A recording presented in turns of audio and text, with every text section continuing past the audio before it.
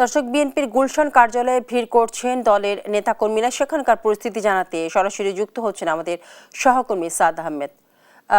সাদ, বৈঠক শেষে নেতাকর্মীরা কি বলছেন এবং সেখানকার সার্বিক পরিস্থিতি আপনি কি দেখতে পাচ্ছেন?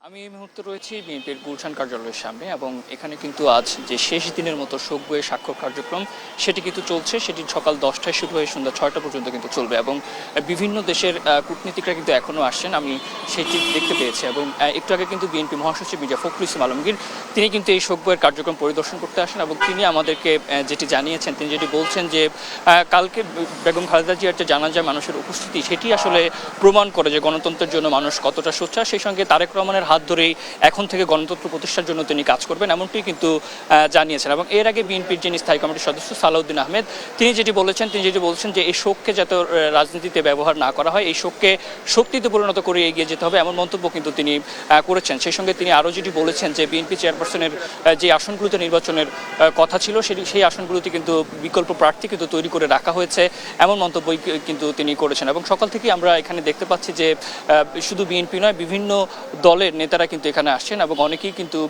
শোক বইয়ে স্বাক্ষর করছেন, এমনটি কিন্তু আমরা দেখতে পেয়েছি।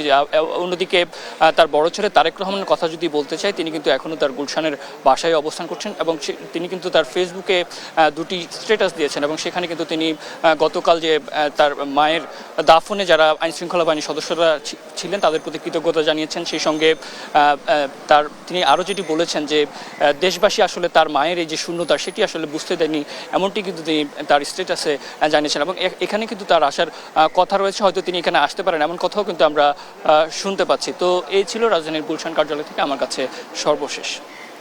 জি সাদ, আপনাকে ধন্যবাদ।